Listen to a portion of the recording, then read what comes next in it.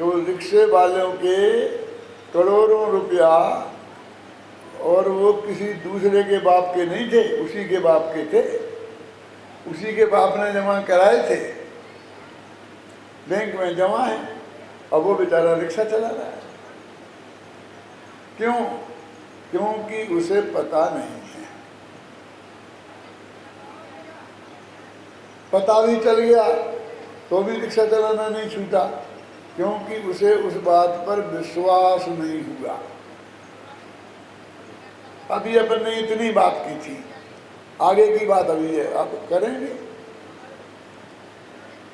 कि उसे पता भी चल गया तो भी काम नहीं हुआ, क्योंकि अकेले पता चल नहीं होता जब तक उस पर भरोसा नहीं हो, विश्वास नहीं हो, तब तक काम होता नहीं है। तो अब ये समस्या है कि पता तो चले गया, अखबारों में आ गया, नाम, बाप का नाम, सब रेडियो स्टेशन से भी अनाउंसमेंट हो गया। हिंदुस्तान में रेडियो स्टेशन को आकाशवाणी कहते हैं, इसलिए आकाशवाणी हुई क्या कि रमेश बल्द सुरेश के करोड़ों रुपया बैंक में जमा हैं, वो आए 7 दिन के भीतर ले जाए, अन्यथा लल्ला वारिस समझकर सरकारी खजाने में जमा करा दिए जाएंगे। ऐसे ही हमने समय सार पढ़ा और हमें पता चल गया कि आत्मा ही परमात्मा है, लेकिन काम नहीं हुआ।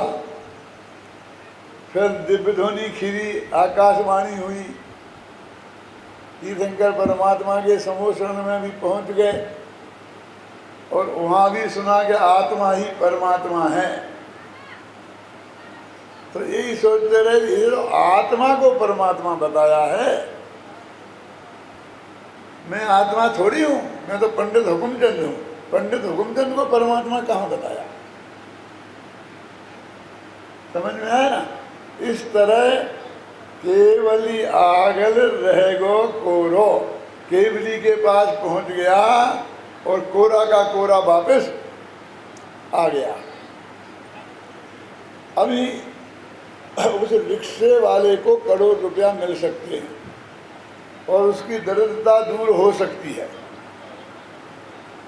कि अकेला उसे विश्वास होना चाहिए। अब विश्वास कैसे हो? ऐसे ये प्रत्येक आत्मा स्वयं भगवान है, इसे ये विश्वास होना चाहिए कि मैं स्वयं भगवान हूँ। यहाँ तो जो ये बात बताते हैं जो हम उनसे लड़ने को फिरते हैं कि हमसे और चाहे जो कुछ को भगवान मत कहना। क्यों भैया, क्यों नहीं कहना भगवान? कि आजकल भगवानों के दिन कुछ अच्छे नहीं चल रहे हैं। क्या मतलब? आचार्य रजनीश जब तक आचार्य थे, आचार्य माने प्रोफेसर, जबलपुर विश्वविद्यालय में फिलोसफी के प्रोफेसर थे वो, इसलिए लिखते थे आचार्य रजनीश। भाषण देते थे, लोगों ने समझा कि ये आचार्य हैं, जैनियों ने समझा कुंदाचार्य जैसे आचार्य हैं, हिंदुओं ने समझा शंकराचार्य जैसे आचार्य हैं, और आचार्यों की तो हमारे हृदय में बहुत महिमा है। तो सब लोग उन्हें आचार्यों जैसा सम्मान देने लगे। ये तो प्रोफेसर वाले आचार्य थे, समझे ना? ये तो मास्टर थे। मैंने सोची कि दुनिया इतनी मूर्ख है, मैं नहीं समझता था कि मैंने आचार्य लिखना शुरू किया तो इनने मुझे आचार्य मान लिया। तो अपन भगवान बन जाओ ना। और उनने अपने नाम के आगे आचार्य रजनीश की जगह भगवान श्री रजनीश लिखना शुरू कर दिया और सारी दुनिया ने भगवान मान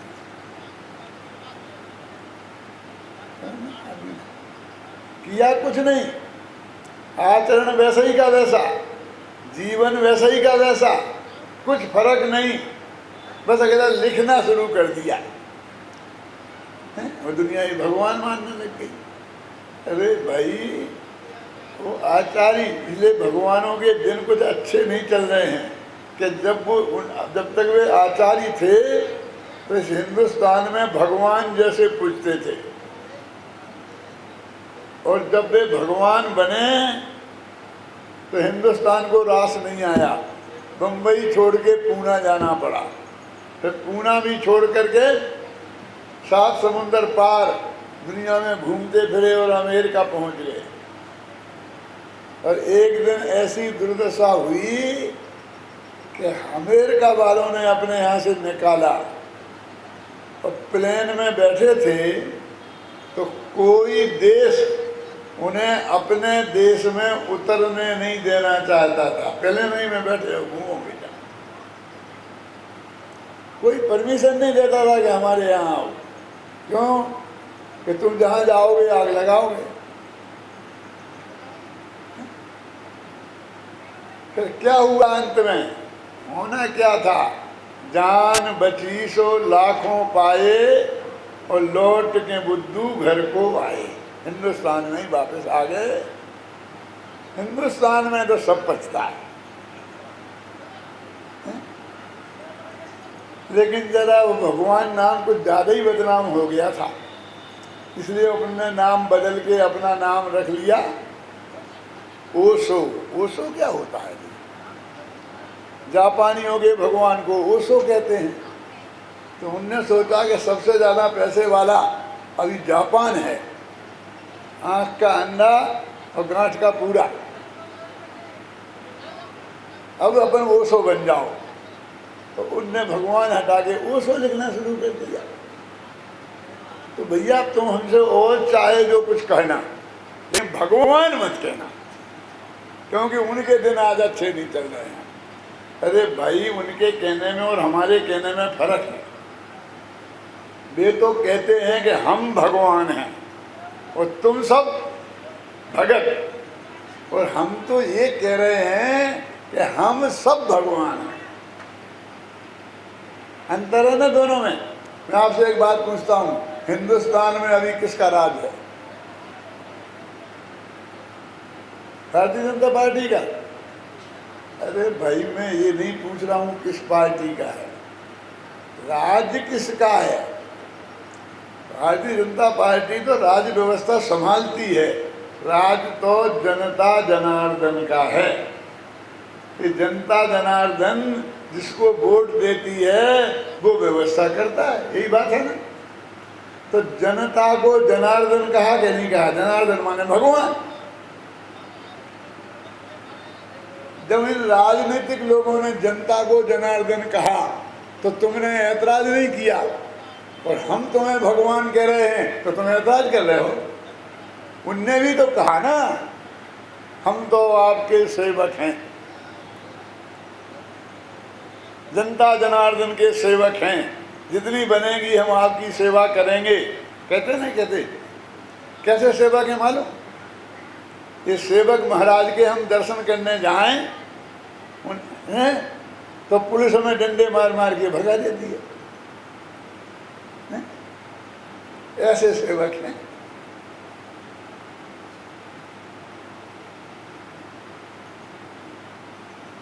ये ऐसे सेवक हैं कि ये भगवानों को दर्शन देने आते हैं। भगवान माने जनता जनार्दन। इतनी सी तो बात है ना।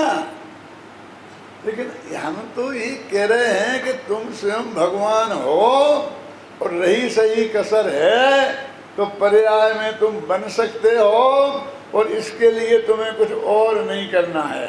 वो रिक्शे वाला है ना, और उसे करोड़पति बनना है, ठीक है? करोड़पति बनना है, वो करोड़पति नहीं है। जिसके करोड़ों रुपया बैंक में जमा हो उसे बनना है। उसे तो सिर्फ जानना है कि मैं करोड़पति हूँ। समझ में आया अंतर? बनना नहीं है। बनना हो तो करोड़ रुपया कमाने पड़ेंगे। उसके तो बैंक में जमा है, उसे तो जानना है, 1 सेकंड का काम है, बस जान पता लग जाए और भरोसा हो जाए, बस हो गए करोड़पति। ऐसे ही हमें भगवान बनना नहीं है, घबराना नहीं, ये जानना है कि मैं भगवान हूँ और इसका भरोसा करना है, बस कितना सरल काम है। यदि करना होता तो बहुत मुश्किल है।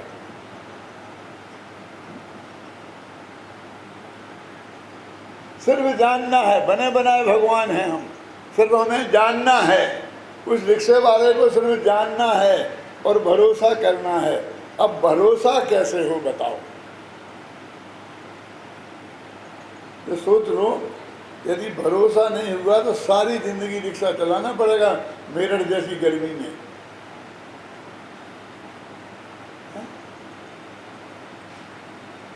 ऐसे ही यदि हमने अपने भगवान आत्मा को नहीं पहचाना, नहीं जाना, यानी सम्यक दर्शन और सम्यक ज्ञान नहीं हुआ, तो अनंत काल तक 4 गति और 84 लाख योनियों में भटकना पड़ेगा और अनंत दुख भोगने पड़ेंगे। ये समझ लो अच्छी तरीके से। अब अपना तो जो होगा सो होगा, देखा जाएगा, लेकिन आप कहो तो मैं रिक्शे वाले को करोड़पति बना सकता हूँ, उसे विश्वास दिला सकता हूँ। क्यों?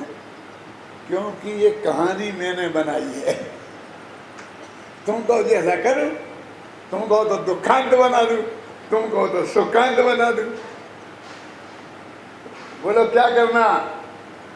ये कह रहे हैं कि भाई साहब आप तो उसका कल्याण तो कर ही दो, हमारा तो जब होगा तो देखा जाएगा, होगा नहीं होगा, लेकिन रिक्शे वाले का तो कल्याण कर ही दो। तो सुनो, वो जो उसके पिता का दोस्त था, जिससे वो पिता मरते वक्त कह गया था कि मैं ये करा रहा हूँ बेटे के नाम FD, तो तुम जब मेरा बेटा 25 वर्ष का हो जाए तब उसे बता देना। तो उसने वो आकाशवाणी पर सुना, रमेश बल्द सुरेश के, क्या सुना? रमेश बल्द सुरेश के करोड़ों रुपया बैंक में जमा हैं, वो आए 7 दिन के भीतर ले जाए, अन्यथा लाभारे समझकर सरकारी खजाने में जमा करा दिए जाएंगे। तो उसने कहा अब बताने का समय आ गया। तो वो गया उस बच्चे के पास और बच्चा अपने रिक्शे पर बैठा था, आवाज लगा रहा था 5 रुपए में रेलवे स्टेशन।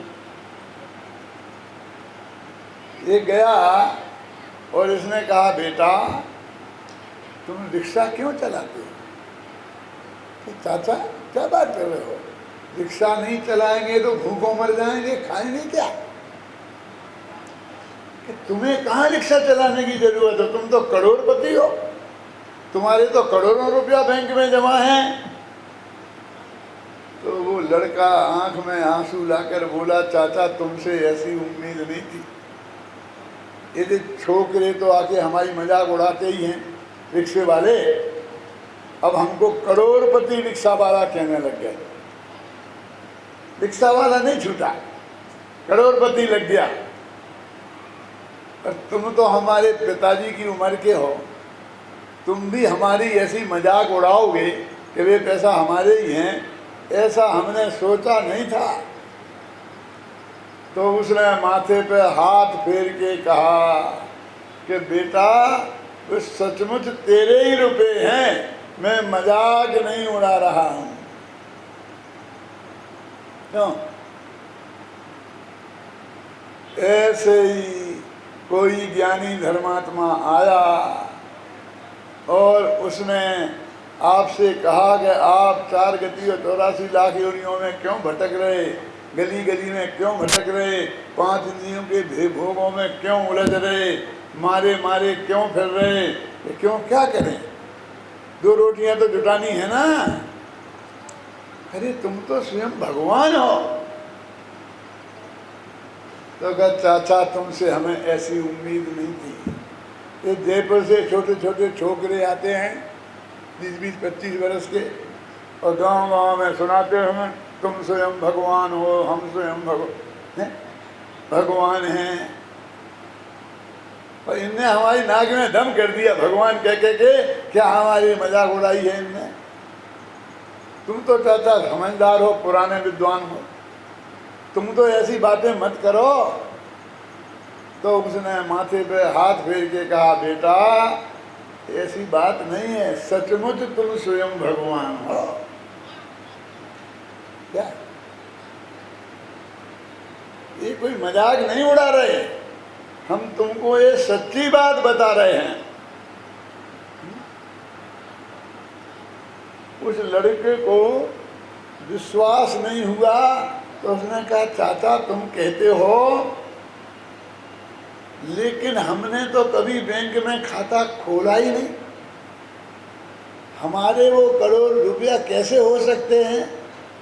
तो उन्होंने कहा, बेटा तुम्हें खोलने की क्या जरूरत थी, तुम्हारा बाप खाता खोल गया था।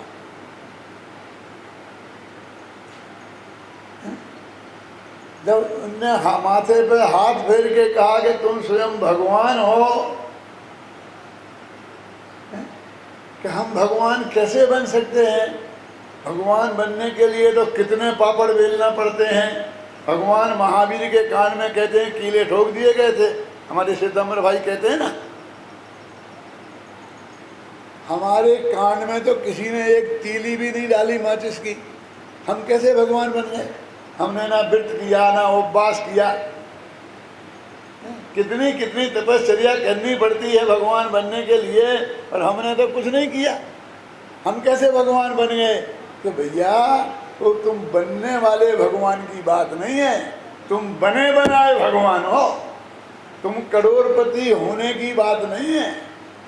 हम तुम्हें ऐसा धंधा नहीं बताएंगे कि जो तुम करोगे जो करोड़पति बन जाओगे। हम तो बता रहे कि तुम्हारे करोड़ रुपया बैंक में जमा हैं, वो तुम्हारे ही हैं, किसी दूसरे के नहीं। थोड़ा थोड़ा विश्वास जगा। किसको? उस रिक्शे वाले को। तब वो बोला, चाचा तुम्हें पता था? कि हाँ हमें पता था, हम रिक्शा चलाते रहे, भूखों मरते रहे, और तुम्हें पता था कि हमारे करोड़ों रुपया बैंक में जमा हैं, और तुमने आज तक हमें नहीं बताया। जवाब देना पड़ेगा इसका। उसे जरा भरोसा हुआ कि मैं करोड़पति हूं, तो करोड़पतियों के लक्षण प्रकट होने लग गए,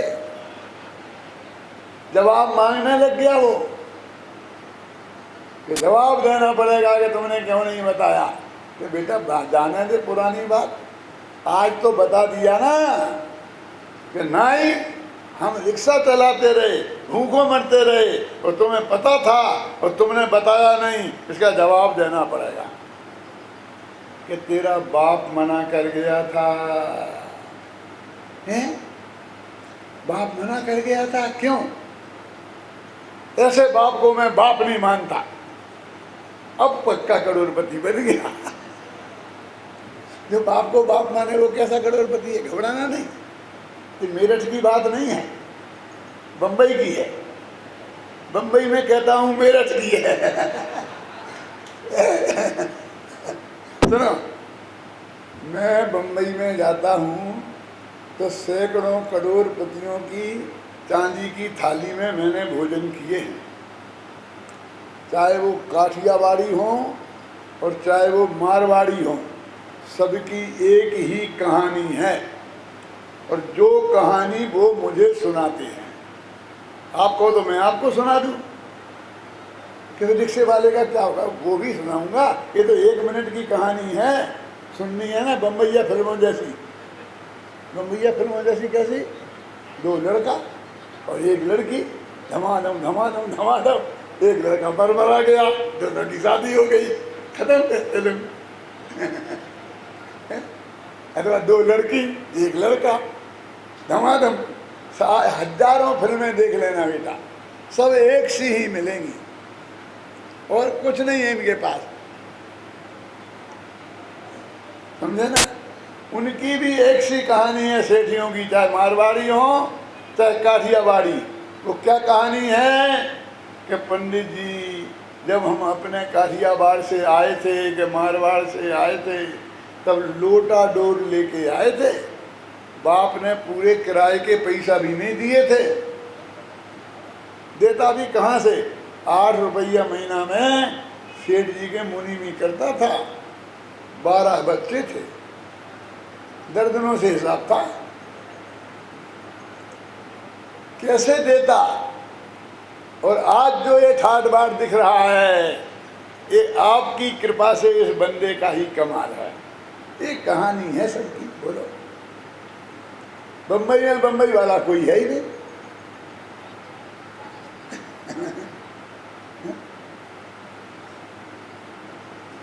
मैं उनसे कहता हूं, भाई साहब तुम्हें अपनी जितनी प्रशंसा करना हो कर लो, लेकिन सगे बाप को गालियां क्यों देते हो?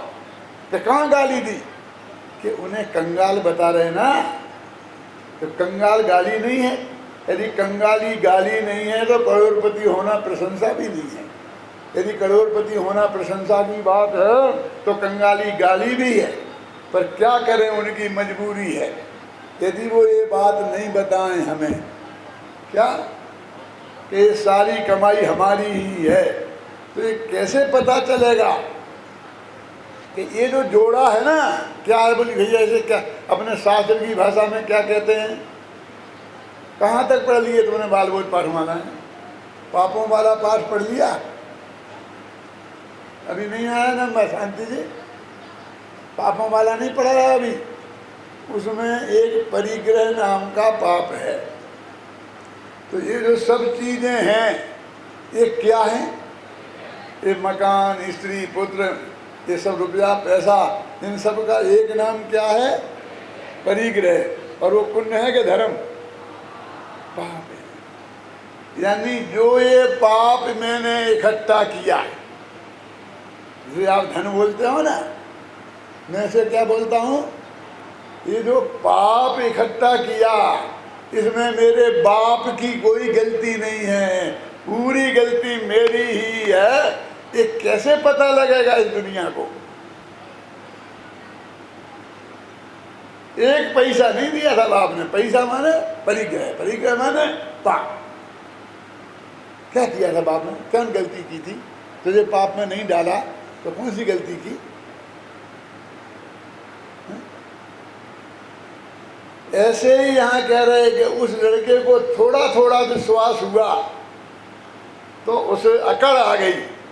अकड़ के बात करने लगा कि तुम बताओ, तुमने क्यों नहीं बताया आज तक। ऐसे ही जब वो ज्ञानी धर्मात्मा बता रहा था कि सभी आत्मा परमात्मा हैं, कोई छोटा नहीं, कोई बड़ा नहीं, सभी समान हैं, ख्याल में आया ना? तो ये सामने वाला उसका विरोध करता था कि आज तक ये बात यदि सही थी तो किसी ने हमें क्यों नहीं बताई?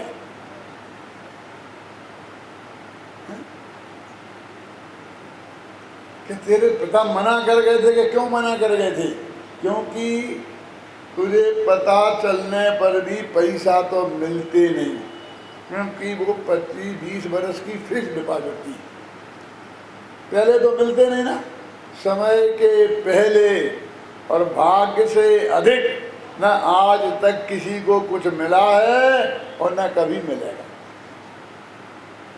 और ये पता चल जाने पर तेरे से रिक्शा चलता नहीं और पैसा मिलते नहीं तो भूखों मर जाता। तेरे हित की वजह से तुझे नहीं बताया। इतने पंडित आए और आए हमसे चंदा बना कर करके ले गए, हमारी संस्था को दान दोगे तो 4 दान का फल मिलेगा। क्यों 4 दान का कैसे मिल जाएगा? कि वो पढ़ते हैं ना, इंजीनियरिंग, डॉक्टरी, अकाउंटेंसी, तो ये ज्ञान दान हो गया, इसी का नाम ज्ञान होगा। क्यों? ये ज्ञान दान हो गया। फिर वे छात्रावास में भोजन करते हैं भक्त भक्त रात को, तो ये आहार दान हो गया, इसी का नाम आहार दान होगा। कि मुनिराजों को नवदा भक्ति पूर्वक आहार, शुद्ध सात्विक आहार देना, ये आहार दान है ना। फिर वे हमारी एक बाहुबली व्यायामशाला है, बाहुबलियों को हमने पहलवानों का प्रतिनिधि बना दिया। व्यायामशाला का नाम रखेंगे तो बाहुबली नक्की।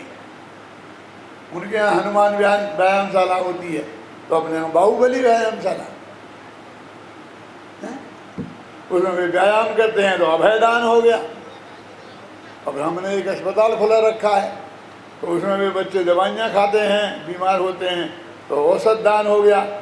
क्यों भाई साहब, ये मुनिराज क्यों नहीं खाते अंग्रेजी दवाइयाँ? कहीं कैसे खाएं, वहाँ पाप है। पर हम पंडित एक गोली खा ले में तो ये लोग हमारी जान ले लेते हैं। क्या तुम गोली खाते हो, तुम गोली खाते हो, अंग्रेजी दवाई खाते हो। ये गोली खाना पाप और पूरा दवा खाना पुण्य। घबराना नहीं। समझना मैं क्या कहना चाहता हूँ, या तो हमें गोली खाने की छूट दो क्यों, या तो उसे पाप मत कहो। यदि वो पाप है सुमत प्रकाश जी हैं, तो ये पूरा दवा खाना, हजारों गोलियां हिंसा से बनती हैं, कैसी हैं, मांस मदिरा से बनी हुई हैं, इसका कोई ठिकाना ही नहीं। ये 4 दान है, आए और हमें दानों की परिभाषा बताकर चंदा लेके चले गए। ये किसी ने नहीं बताया कि तुम स्वयं भगवान हो। क्यों नहीं बताया? ये उन्हें ही पता नहीं होगा। तो पता होता तो तुम्हें बताने से तुम क्या देते? नहीं बताया। अब आज हम बता रहे हैं ना कि नहीं, आज तक किसी ने क्यों नहीं बताया। देखो, समय के पहले और भाग्य से अधिक किसी को कुछ नहीं मिलता, इसलिए नहीं मिला, तुम्हारा समय नहीं आया था। अब आ गया है, अब आज हम बता रहे तो तुम आज मान ही लोगे, इसकी गारंटी है? कुछ लोग ऐसे भी होंगे यहाँ जो अभी उठ के बाहर जाएंगे और कहेंगे कि हमने तो सुना था कि एक पंडित आया है,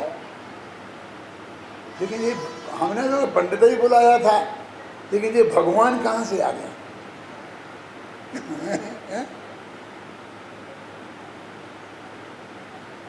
आज तुम कहाँ मानने वाले हो? कहते हैं भगवान है, तुम भगवान हो, पहले हमें इंसान तो बना दो, फिर भगवान बनने की बात करना। मैंने कहा भैया, हम तो मेरठ में इंसान रहते हैं, यही समझ के आए, हम इंसान बनाने नहीं आए, क्योंकि हम तो आपको इंसान तो समझते ही हैं।